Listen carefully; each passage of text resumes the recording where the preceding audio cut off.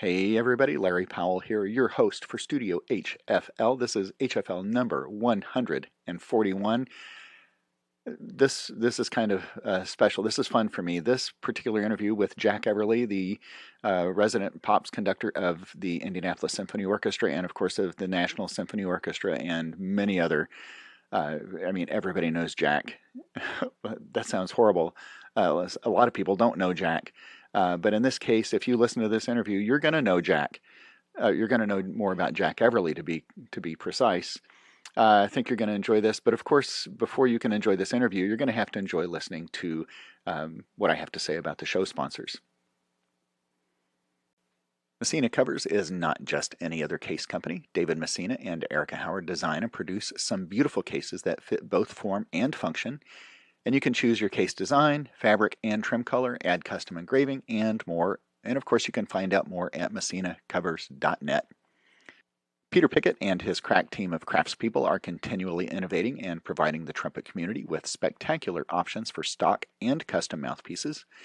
He and Eric Murine can help you find just the right size to fit your needs, and you should definitely consider trying the acrylic cup and rim.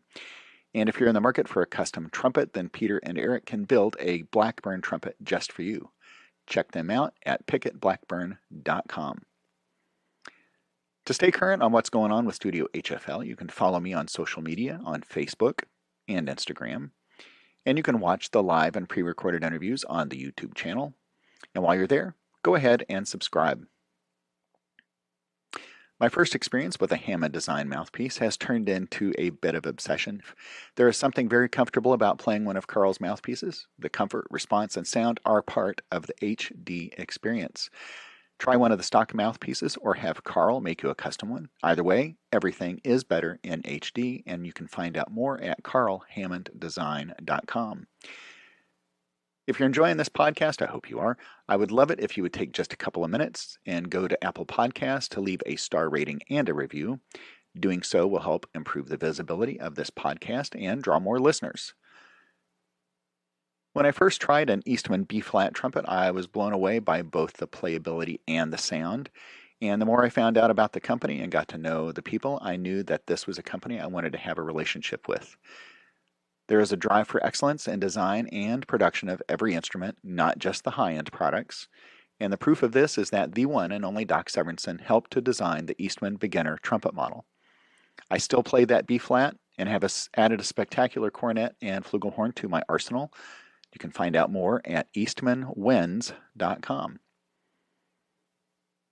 I'd love it if you'd visit the Studio HFL website and sign up for the weekly newsletter. And while you're there, you can also visit the merch page and buy a Studio HFL shirt for yourself and as a gift for someone else. Of course, you can do that at studiohfl.com.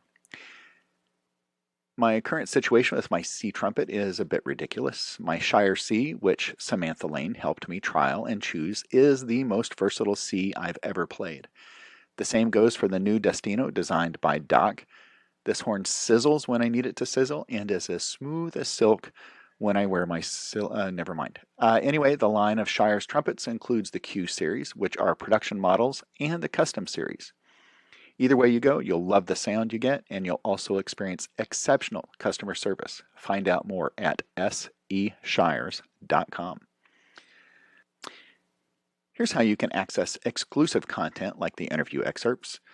I'd like to invite you to become a part of the Studio HFL community by going to Patreon and choosing from one of the 4 tiers of support. You can help to financially support the show for as little as $36 a year. That's only $3 a month. Benefits include exclusive access to interview excerpts, a behind-the-scenes report, an invitation to be in the room with a guest during an interview, product discounts, and more. You can join the community of faithful supporters by visiting patreon.com/studiohfl. And now, on with the interview. What? I went to IU. Oh, this is where it gets complicated, or at least convoluted. So at Richmond Senior High School, I was playing piano for the choirs. I was in 2 different choirs. I was playing string bass for the orchestra and the concert band, and crash cymbals for the marching band that I still have. Never mind. Anyway, so I went to IU this seems inexplicable, to be a set designer. I knew music was going to be a part of my education, but I wanted to study with a professor. His name was C. Mario Cristini, and he was from La Scala, and he was the set designer and the professor of set design with the IU Opera, which of course was quite famous at that time, still is. And I grew up loving opera and musical theater, and I looked at Camelot and My Fair Lady and West Side Story and Hello, Dolly, and I thought those designs are incredible. They're so beautiful, and to me, they say everything about the musical theater, whether it be opera or musicals. So I wanted to learn how to do that, and that's why I decided to go to IU, because I also knew that my musical studies would be in great hands when I was there. So I was going to do a split degree in piano, associated courses, of course, with music, and then set design.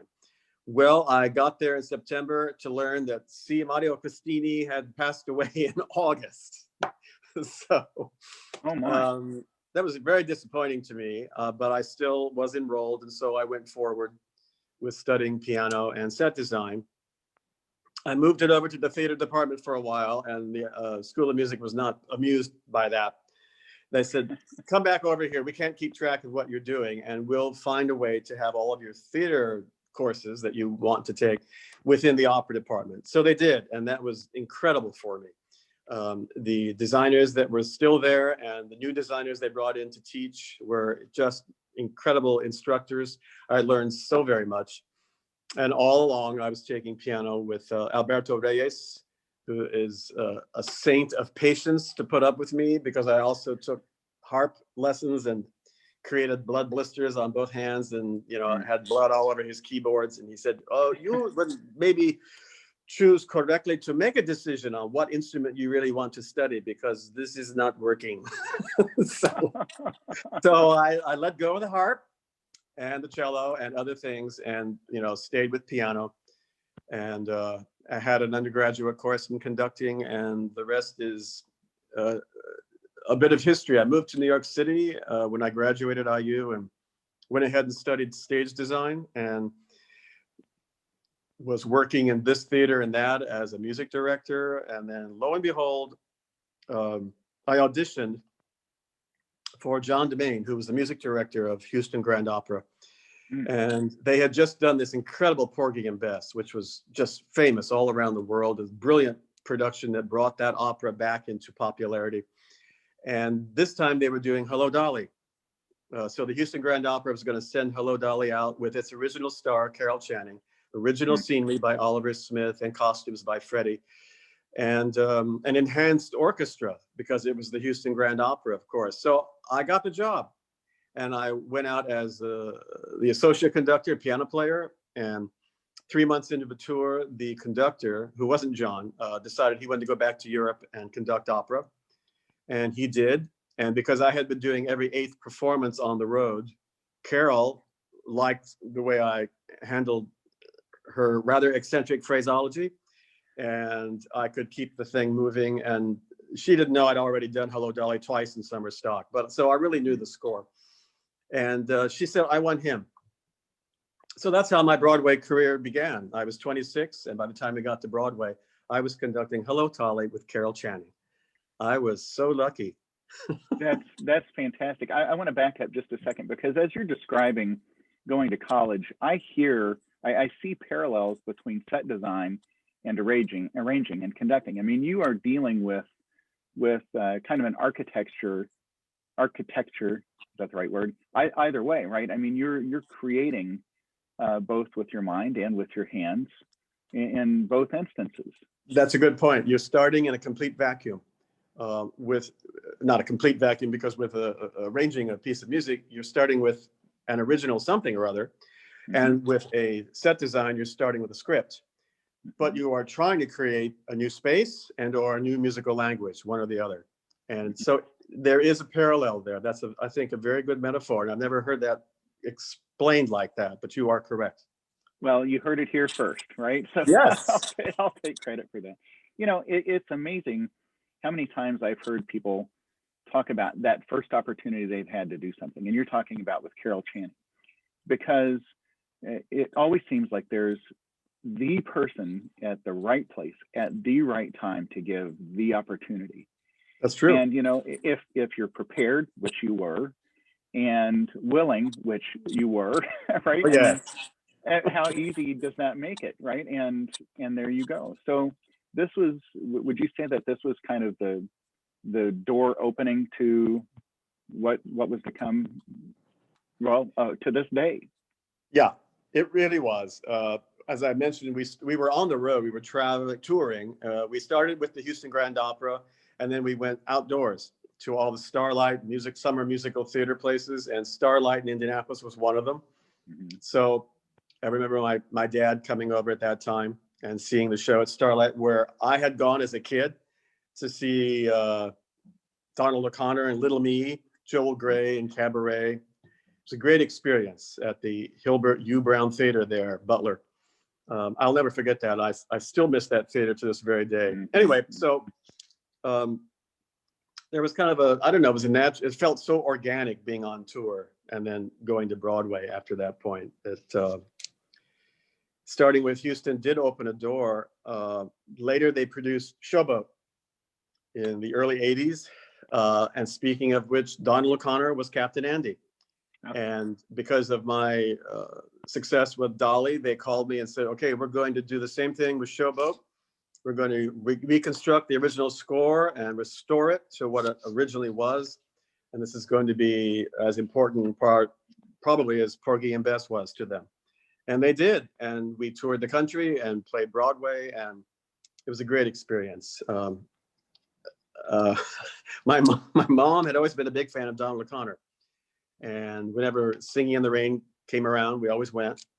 And so when I first met him, prior to rehearsals, I remember his wife, Gloria, looked at me and she looked a bit surprised, and she whispered into his ears, and he looked up at me and said, "You're right, he does look like me." And apparently everyone thought at that age of 27 or 8, I looked like a young Donald O'Connor, which was hysterical because there he was on stage doing Captain Andy. And we had the best time. He was, oh, what a dear man. Very fun, very much a gentleman, and what a talent.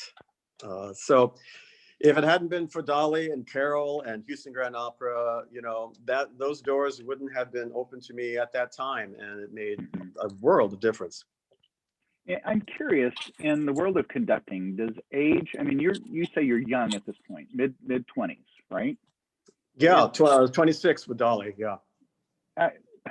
What is that like in the conducting world? Do people, you know, I'm thinking about musicians on stage or in the pit, anywhere, do they tend to respect an older person more readily and accept more readily than a younger person? Or did you ever have any of those issues with, my gosh, he's so young, you know, and did they try to eat you alive?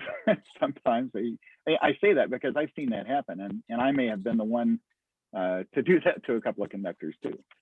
Yeah, it existed. In musical theater, there is a little bit less of that, as long as they look at you and because they've been around the block 100 times, musicians in pits, and they know the difference.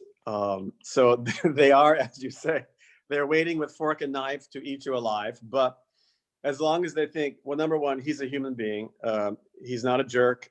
He really knows his music, and we understand that he's trying to coordinate this score with a star, and that's of paramount importance, who, you know, she may change it from night to night. She may have some very extreme back phrasing to do, and we have to go with that. And once they respect you, you're home free. So I was very lucky. I had the respect, and no one ate me alive. I'm not saying that was always the case, but mostly that was the case. And when I went into ballet theater, that's another world entirely. And so they don't care so much about age as they care about your knowledge, your command of what it is you're doing. And once they see that, they will definitely go with you. So that is very honoring. That is what you hope for in any experience. And I was lucky. I had that experience. No one, no one decided to eat me for dinner or whatever and toss me out. You know. Good. Yeah, I think about conductors coming in and a presence. I mean, you can tell right away when somebody's prepared, and it's so easy. You know, not that you're waiting to see, you know, because maybe the conductor is walking in and wondering, boy, I wonder if the trumpet section's prepared for what's about to happen, you know, but you can tell from that first downbeat whether or not this is going to be a good rehearsal or a good cycle, right? Good performance. And I've had the good fortune, and even a lot of the regional orchestras here in Indiana, some really fine music directors, and it makes it fun. You know, sometimes things happen, but that's the special thing about live music too, right? That's better than recorded. Oh, that leads me to what I was going to ask you next is, you know, when you're conducting opera, when you're conducting ballet, or when you're conducting shows like Yuletide, you're fixed to certain tempos, to certain cues. The difference between that and just a typical concert experience, I mean, are they different? In your mind, are they different? Yeah, there's a subtle thing about how you pace a concert that has been arced. It goes somewhere for Act 1, intermission, somewhere for Act 2, and it culminates at the end of Act 2, of course. How you pace that depends on a number of things. And again, I'll take it all back to Carol Channing, and something she taught me was indeed how to pace things. And by that, she changed something one night in performance, drastically so. It was these dialogue lines getting into a song. And it was so different. I wasn't sure if everybody was up on their lines or not. And anyway, so after the show that night, I almost gave a downbeat in the wrong place just because she changed it so much. But I went to her afterwards and said, just for future knowledge, should I know why you did that? And she said, oh, of course. I won't bother to do the Carol Channing impersonation. But she said, I didn't sense the audience was with us. And they had just had a big dinner or something, but by and large, they were not focusing on what we needed them to focus on. So I changed things. I pointed up. I kind of made something a bit of a joke, a punchline that wasn't necessarily one, just to wake them up. And therefore, I said, so you were listening to the audience? She said, well, that's it. Yes, exactly. I always listen to the audience. And I never forgot that advice. So when I do any given concert, I'm of course listening to the musicians and pacing things musically because of what the musicians are coming up with every single night, which is subtly different than the night before, and that's wonderful. But I'm also listening to the audience and how they respond in between the numbers. And for example, if I'd planned on saying something, I don't keep it the same every night because I feel sometimes the audience is just shut up, please, and get to the next piece of music. We'd be fine if you did that. And I get that. I hear it. I sense it. And I move right on. And sometimes when we finish one piece and I look to the musicians before, you know, I turn around and take their bow, I always just go, I do something like this that just says, let's move on quickly. So I turn and then truncate everything I was going to say. So they're not still turning pages and waiting for me to talk for 4 minutes, you know? Right. Pacing is incredibly important in things like Yuletide celebration and a pops concert, which is meant to constantly, very subtly pull the carpet out from under the audience's feet so they don't get too compliant, complacent, or comfortable. And that keeps them on a level of excitement and engagement, we hope. So that's part and parcel of all of it. That makes me think of Byron Stripling. And I don't know if you conducted, he and Carmen, you know, they do the Louis Armstrong, Ella Fitzgerald. Carmen Bradshaw, thank you. And I got to play the last time Byron was here in Indianapolis. I got to play that. And I had the good fortune then to interview Byron this past summer. And first of all, he's an amazing musician. Yes. and one of the nicest guys you'll ever talk to. He truly is. And brilliant. But one of the things that I complimented him on, and I said, you know, it's hard to sit there and play sometimes, because what I was admiring was from the moment he stepped on stage to the moment he left the stage, he had that audience right in the palm of his hand. Yep. His ability to communicate was, it's the entertainment factor, but it's, if you think about entertainment, it's communication. And it's just very few people have that. And I'm getting goosebumps thinking about it, because to me, that's such an important part of, I mean, doing what we do, right? We're supposed to communicate. We're supposed to make these connections. But Absolutely. So you conducted that program, is that right? Yep. Were you there? Yeah, I was. And again, that was just, you know, and to watch it show after show after show. And of course, things are scripted, but it seemed fresh. The delivery is so good. It seems like he's just speaking off the cuff. Like it's just, oh, you know, like he could look into the audience and call somebody by name and have a conversation with them. And I think that's a very special attribute. A very special talent. He is brilliant. He really is. I admire him to no end. Thomas Wilkins is another incredible conductor, incredible musician, and oh my heavens, I envy him with the way he's able to turn to an audience and then engage them with all sense of humility as well as humor.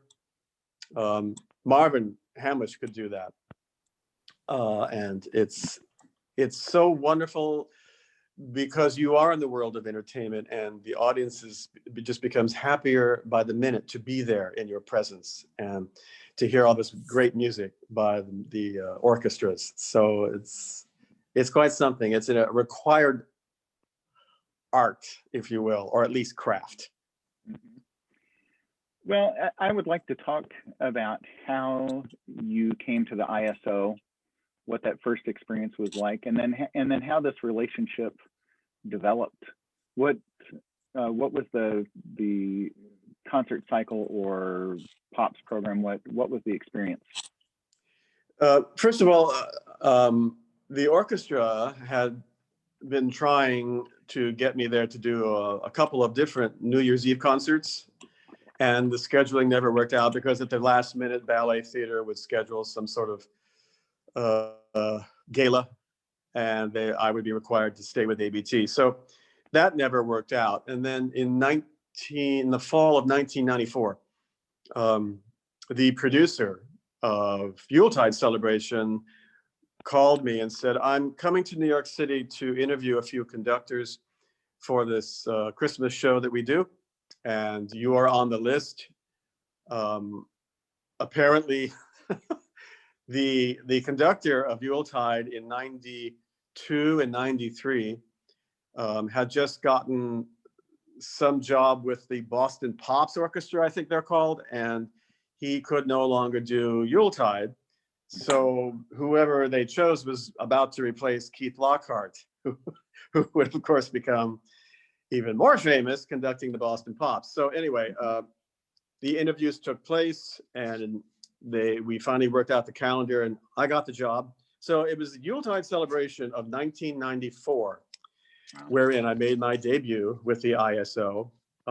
I guess it went well according to them. I thought it kind of went well, because they asked me to come back. I mean, as you know, it's one thing to conduct or to play the first time. You have to be at a certain level of whatever and networked, so they know who you are and they want you to come in. It's quite another to be asked back.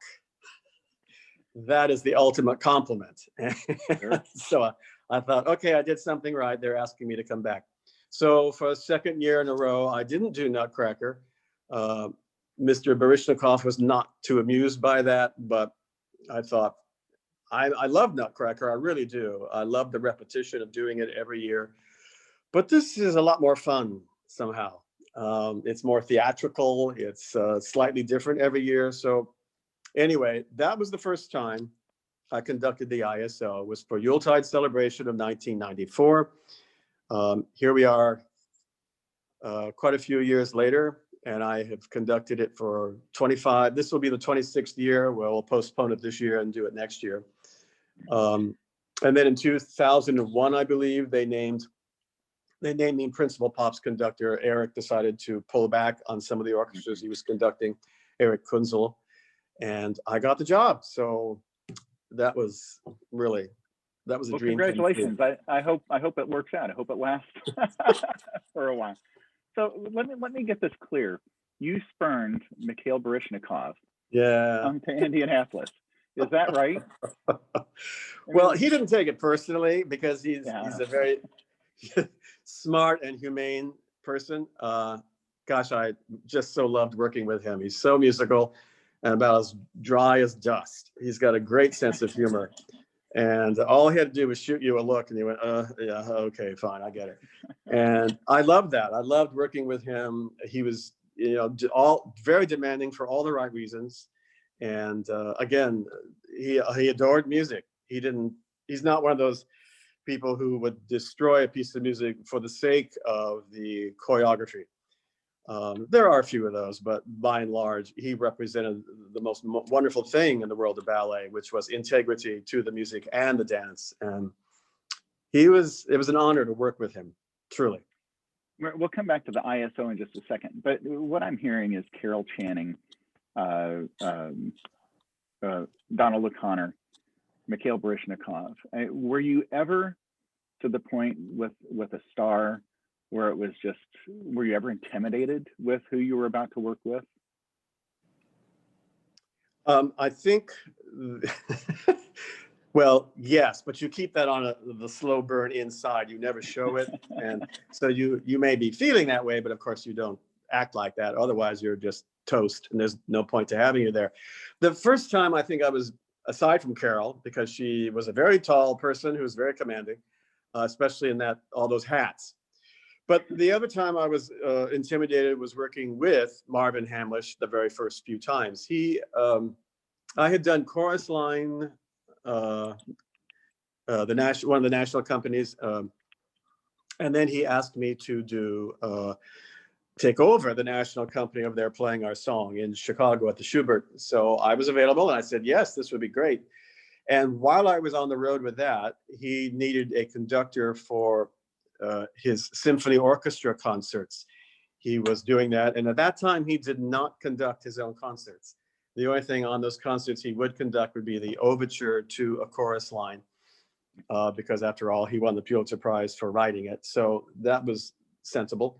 Anyway, at that time, he needed a conductor and he asked me to do it. And so green as I was, I got all my scores for Marvin. I went, yay, I'm going to do this for Marvin Hamlisch. And I made all my notes and I, was studying all the music. And then I packed all my clothes and my formal clothes and put my scores in my suitcase. And we went to where we were supposed to be performing, but my suitcase did not. It went somewhere. I don't know at the time where it went. But I got to my hotel and realized I don't have clothing and I don't have my scores for my debut concert with Marvin Hamlisch. Oh, great. What happened in rehearsal, since the scores had not arrived the next morning, was I asked the librarian, and I really do forget which orchestra this was, to give me violin parts for all the pieces, which I had somehow committed mostly to memory. But then there was the issue of Marvin always read the score that I would have conducted for a chorus line overture that he's conducting. Well, he looks down at the podium and sees a violin part for the overture to chorus line, and he stops and he turns to me and he goes, "What's this?" And I said, "Mr. Hamlisch, I'm sure the scores will be here tonight in time for the performance, but right now they're not."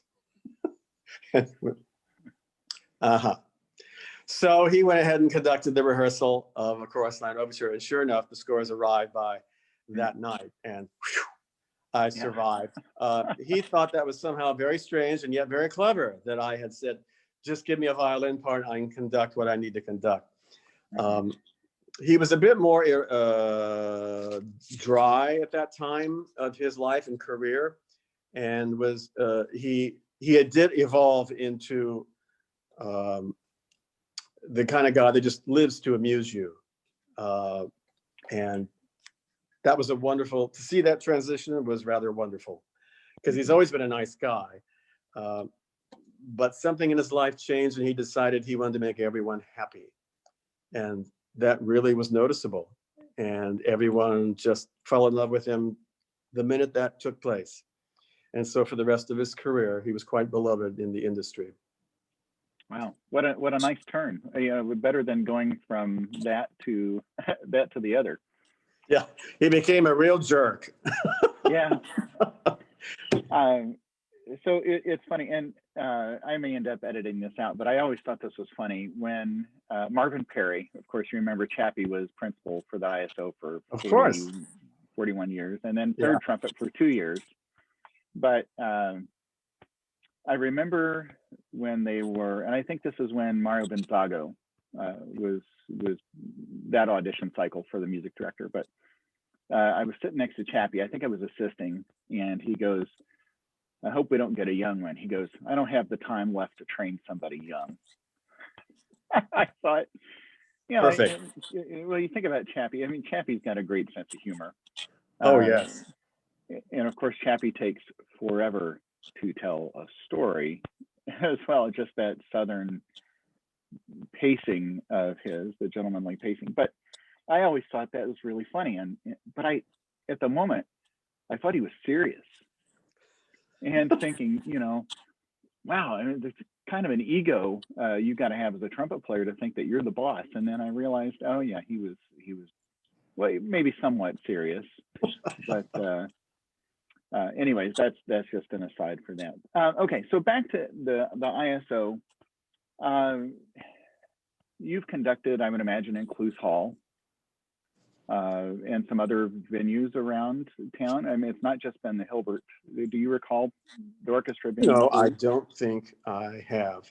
Isn't that, I mean, Conner Prairie, of course, because that's the ISO, but I don't think I ever conducted at Cluse Hall, which, meant so much to me growing up in Indiana, nor the Murat. So yeah, basically the Hilbert Circle Theater and Conner Prairie. And any place else the orchestra would go, Whitewater State Park, for example, the outdoor concerts. Sure. So, now it's interesting to think you're coming back year after year after year for these annual programs. So you're the face of the orchestra for that, but they're not always the same people in the orchestra. I mean, you've seen quite an evolution or quite a turnover in personnel over that time, but do you ever think about that, or is just there's an assumption that, and a good assumption that the band's going to be good, right? It might just be some different people in different places, but there's never a worry that the orchestra is not going to be good. It has always been good. It has, I feel personally, it has evolved to its current state, which really just hasn't been better. It's a couple of things, really. The synergy of wonderful musicians coming up in their training in conservatories and music schools across the country or wherever, and then auditioning for the ISO and then being accepted. The level of the people that are being trained, new musicians, if you will, is just incredibly high. And there's great competition, and our reputation is rather high, and we have wonderful people always wanting to be part of the ensemble. So there is that synergy of the ensemble as it exists is incredibly good. And then we're adding to it constantly when we say goodbye to people, which is always very hard. We hopefully replace them with equally world-class talents. And that has been the case for a number of years, I'm very happy to say. Well, I can say that I've sat next to Conrad Jones, and I would agree. I mean, holy cow, bringing in such young talent. But he is amazing. Yes, he is. And not just in the orchestral, the classical aspect, but just he's got that Chris Bodie vibe. I'm thinking about what was the piece that he came out last year and played with Frankie? He did the piano, flugelhorn. Oh yeah, I'll be not I'll be home for Christmas, but the Yeah, Christmas song, the Christmas song. Christmas song. Yeah, And but Conrad represents that marvelous combination of I want to do it all. I'm enthusiastic about doing it all, meaning genres, styles. If he's thrilled to do Harry Potter or Star Wars, and then he's thrilled to play the Godfather theme, or whatever demands are made upon him from the classical repertoire. He wants to do it. He's thrilled and he's delighted to be there. And that tone, that professionalism, it's noticeable, and everyone just feeds off of that. And it's just great, permeates the entire room. And it's a marvelous thing to have. Sitting between him, this was on a Pops concert, sitting between him, Conrad on my right, I was playing second trumpet, and Chappie was playing third. This was Chappie's last year. Now, I had assisted Chappie many times. And of course, when Chappie was principal, he was really focused, super serious. But on third trumpet, he was like a seventh grader. And it was so much fun to sit there, because not that he would be disruptive or anything, but you could just tell that weight of being principal was lifted. That pressure was gone. And I've never seen somebody have so much fun as Chappie did that last year or two. Yeah. It's such a great place to play. I've been fortunate to have played with the ISO and other regional orchestras. And I think people don't give the ISO or Indiana it's what it really deserves, the recognition that it truly deserves. They say, oh, Chicago's better, Cincinnati's better. It's like, well, wait a second. We've got something pretty special right here. And I think if you ask any of the patrons of the ISO, they would agree. I certainly would agree with that. Yes. So here we are. Oh, wait a second. I want to back up 1 second. Now, I do remember the first time I played Pop's concert with you. Curtain's about to go up, and I see you standing on the podium, looking, surveying to see, you're making eye contact with musicians. And I remember maybe seeing me for the first time and thinking, oh, there's somebody new. I mean, does it ever surprise you to think, oh, there's somebody new on that part tonight? Yeah, you'd think I would always know that, but I have developed, obviously, a great level of trust with Blake and Bennett, our personnel directors. And so when we are in the throes of 30-some performances of Yuletide Celebration, as an example, there isn't the ability to have every particular musician who's going to be subbing in the orchestra during all those performances actually play rehearsals, etc. By now, I tend to know all the faces, but nonetheless, I'm also cognizant of the fact that, oh, you're sight reading 2 hours of a show that we're about to do and have been doing for a while. Good luck. And sometimes when we do the split week and a lot of people, musicians are doing classical Christmas or the Messiah or something like that, I'll have a lot of new faces in the orchestra. And to be honest, by this point in time, I am aware that they're all so good that sight reading, a lot of these challenging charts for Yuletide Celebration is going to be okay. And we have enough people still, this is where Bennett and Blake are very wise, we have enough people forming the core of the orchestra that are going to carry everyone who is sight reading the show through, and all will be well. So I don't really worry about that anymore. It's been a long time since I was that concerned about it. First of all, so it's two things. I know that Blake and Bennett are very, very wise about how they do it and who they hire. And we have this marvelous, really marvelous pool of freelance musicians in the Indianapolis area, don't we? I would agree. And, I've yet to play a rehearsal for Yuletide. It's all been walking. Now, I will say, I was a bit surprised this past in 2019 because I came in to sub on third trumpet. And Conrad is walking me through the book before the show. And he goes, and here's where I leave the stage and you move over and play first. I knew you were going to say that. And I'm like, okay. Now I've played principal, I think, once before on something there, but it kind of occurred to me that night, like, oh crap, you know. But I mean, what are you going to do? You have to move over. I physically moved over a chair, and you know, you have to play.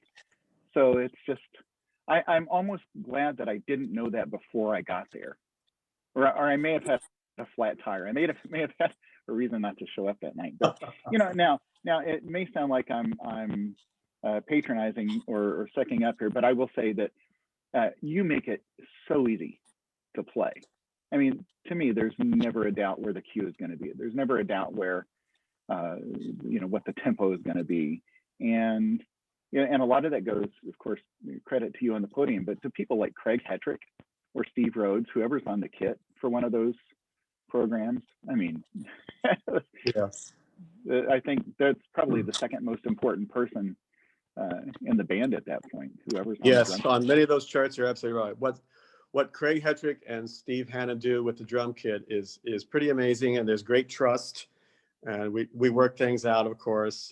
So I have total trust in just turn and go, yep, here it is, bang, and there it is, and everyone follows beautifully, and that's a load off my shoulders. Thank you for that compliment. I really do appreciate that. I learned in ballet theater that, you know, in the world of opera, the orchestra in the pit will hear the singers on stage.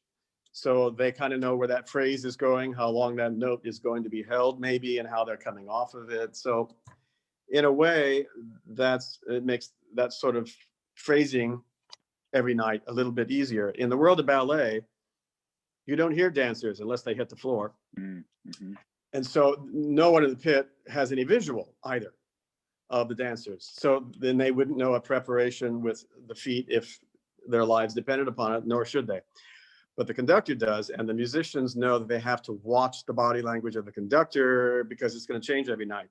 The Romeo and Juliet you played last night will not be identical to the next night because the principal couple is different.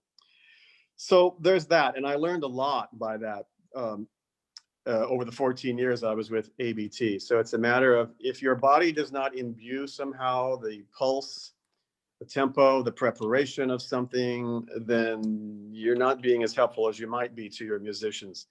So I do work at that. I think it's important, and it's something I feel is very, very helpful. So thanks. That does not, it's nice to know it doesn't go unnoticed. Yeah, well, you're very welcome. So, you know, I've interviewed Henry Leck and Susan Kitterman and Adam Bedoni and Josh Petty, right? The ICC and New World, which is now Indianapolis Youth Orchestra. Mm-hmm. And there are others, Eric Stark, you know, these people who I think are so integral to the livelihood, the cultural livelihood of Indianapolis. And of course, that's why, you know, I wanted to interview last year. This was before the radio show even came around, but I thought, oh my gosh, you are so important to the livelihood, like I just said, not to be redundant, but I am. And I think people want to hear from you. And I think they're going to enjoy getting this little insight and more insight into who you are and what you've done. And of course, now knowing that you actually have a home in Indianapolis, it's not like you're somebody who just flies in and flies back out. In your time in Indy, what have you seen culturally? Have you seen a rise in, I don't know, appreciation for classical music, a shift of any kind? Maybe a difficult question. Yeah, that's a difficult question because unfortunately what we're seeing around the world, but especially North America, is a diminishing appreciation of the finer things of life. And I sadly feel classical music is one of them. Popular culture used to include classical music. You know, when our country was being formed culturally and populated, of course, in the late 1800s into the 1900s, people would be humming and whistling arias by Donizetti and Verdi. And sure, there was always the more extreme popularity of certain songs, but still popular music was from classical composers, as we now call them. Anyway, that has changed. Pop culture has fragmented over and over and over again, and every year it seems to be fragmenting even more, to the point of, well, what is it? Is it something that's going to last for more than a few hits from one person and then they disappear? So it's a struggle, it's a challenge. One has to have an education, I think. One has to have an open heart to appreciate what orchestral music is, let alone classical music. It's a challenge, and we have to rise to that occasion and constantly reinvent ourselves in this day and age when we didn't used to have to do that. It's always on our horizon that we have to be one step ahead of the audience. And in this day and age of ever-changing pop culture, whew, that's hard. You have to strike a balance. Like? What do you think staying Oh, I'm sorry. Go ahead. I'm sorry. No, I stepped on you right there. But what do you think that looks like, staying one step ahead? Well, it's striking that balance between what is considered nostalgic. I mean, I feel very old when people say, "Oh, that's really old hat," and I think, really? It's from the 60s. What are you talking about? That's like, really? What do you mean you haven't heard of Burt Bacharach? Come on. That's a bit of a shock, but we still have audiences, obviously, for that, thank goodness, because it's quality music. It's wonderful composition in the popular genre. Every now and then, I'm actually allowed to do something like a tribute to operetta. Woo-hoo, imagine that.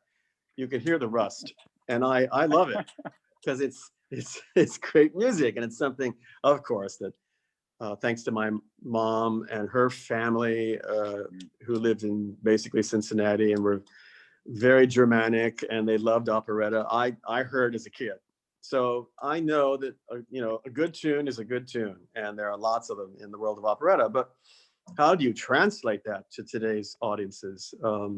It's tricky. It's tricky. Sometimes you don't want to go against the genre, so you just have to figure out a way to make it seem contemporary, more contemporary, and somehow redeemingly popular because it's a good tune. And then you have that's where good arrangements come into play. You don't want it to sound like it was written in 1935. You really don't. Not all the time, anyway. So there's the challenge right there: how to constantly reinvent new genres, sometimes old genres, especially reinvent older genres. That's a challenge because it's just the audience is simply not there as plentifully as they used to be there. For one thing, we're all growing older. And then how does the world of the symphony orchestra translate to millennials?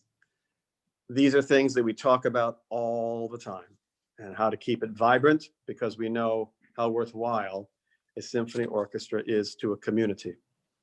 Well, you see reluctance sometimes on the musicians' part. Some musicians, I won't say all, because I'm one of those who welcomes the opportunity to play a split program of pops and classical. I'm thinking, I'm just happy to have my horn out of the case and playing. Right, but then you know who I'm talking about. There are people who are just like, I only want to play the Russian classics. That's it. And I think there has to be a willingness to make that shift, right? You'd be surprised. Go ahead. Let me just interject because of what you just said and how you just said it. You would be very surprised that the people with Russian accents at the ISO love playing all things of pop genres. And it's other people who say, I wish to play only Russian classics. It's not the Russians. Oh, that's hilarious. I wouldn't. Yeah. Oh my gosh, that's funny. Well, but I'm even thinking, would Krzysztof Urbanski want to do a Harry Potter first half and Rite of Spring second half? And I don't know, that might be a good pairing. As far as musical, you'd have to ask Krzysztof that. I couldn't speak for him. Well, but I'm thinking here's, maybe in his mindset, and not just Krzysztof, but others. Daniel Barenboim. Could you imagine having to do? right? Yep. And, you know, and well, I can't imagine either. But okay, so let's wrap up. And by the way, I really appreciate the time today. I know it's taken me a year to finally get back to you, but here, seriously, I was watching the ISO put out these, I think it's 30 days of Yuletide or 35 days of Yuletide. You know, they're at least trying to stay out there in the public eye. And I thought, oh my gosh, I tried to get an interview with Jack last year, and I didn't realize just how exhausted you got between performances. I mean, that especially after 20 some or 30 some performances, right? I will admit, it's pretty exhausting. Yeah. It doesn't sound like much, but when you do 2 shows a day that are 2 hours of very, very high energy, and it just doesn't stop. You're doing it almost every day of the week. It's a lot. It's pretty demanding. So I'd like to wrap up with maybe a couple of really memorable experiences here with the ISO. It doesn't have to be Yuletide. It could be at Conner Prairie. But are there certain performances or even rehearsals, certain experiences, guest artists that really stand out? I would have to say a high point for all of us, is, myself included, was just a few years ago when Maestro John Williams offered to come to the ISO and conduct a benefit concert for the orchestra, the musicians. I believe the pension is what it was. He does this in many communities and for many orchestras. And he and I knew each other from the July 4th and Memorial Day telecasts from Washington, D.C., where he also guest conducted during the telecasts, wherein I was conducting, but then he conducted one of his pieces or something like that. I do remember, I'll try to make this very brief. There was a piece of his that I was quite enamored of that was not published. It's from a movie called Monsignor. Christopher Reeve starred, Genevieve Bujold, and it's all takes place in Italy. Anyway, at one point, there's this marvelous scene in a cathedral, and all these plot points are coming together, but all you hear is the music of John Williams in a piece he wrote called Gloria for chorus and pipe organ. And I told him I loved it so much, and I had a Williams concert coming up with a chorus in Ottawa. And I said, I'm very much taken with this piece. Is it published? And he said, no, it's not. But I do have my personal set of parts if you'll promise to take care of them. And it's partially orchestrated. So he loaned me his set of orchestra parts to this piece. And fast forward to this time in DC. And I said, Maestro, I want to thank you again for the personal loan of your orchestra parts to Gloria. And he looked at me with all sincerity and concern, and he said, did they like it? And I was nearly speechless. I couldn't believe yes, Maestro, they liked it very, very much. I can't thank you enough. He went, oh, good, I'm glad. Anyway, that was the beginning of our relationship. And then he came to the ISO, and we were all on another planet, being there with him. I prepared the orchestra, and then he came in for the last rehearsal, and we were all so energized by his gracious presence and his sense of humor. And when the audience finally came in, it was like a rock concert. They just screamed and shouted and wouldn't sit down for the maestro. And tickets sold out so quickly that we had to go back to him and say, I know you never do this, but would you do a second concert? And he did.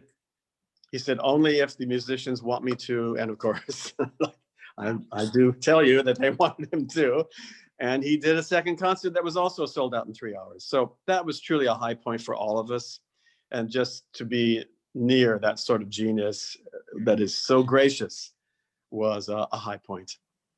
Michael Sachs, principal trumpet of Cleveland Orchestra, in an interview with him, of course, John wrote, or I should say Maestro, right? The Maestro composed his trumpet concerto, and Michael premiered it.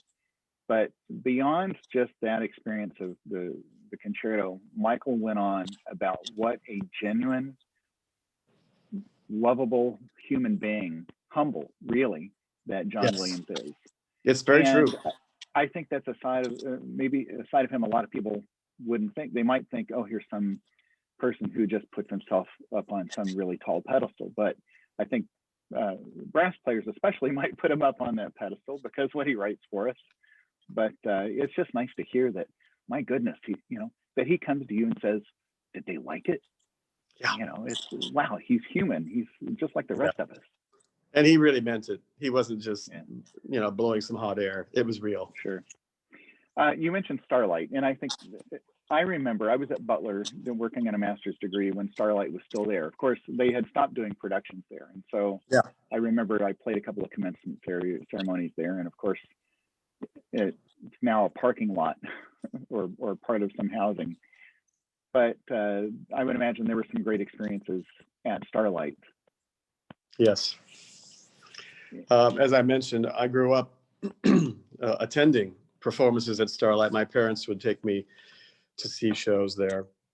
And that was really, I think, my introduction, that and Kenley Players over in Ohio, in Dayton. That was my introduction to musical theater. And there was always an orchestra of, maybe 29 players. And it was first class. To hear Broadway music played live, where you could see the musicians, not only that, but hear them, of course.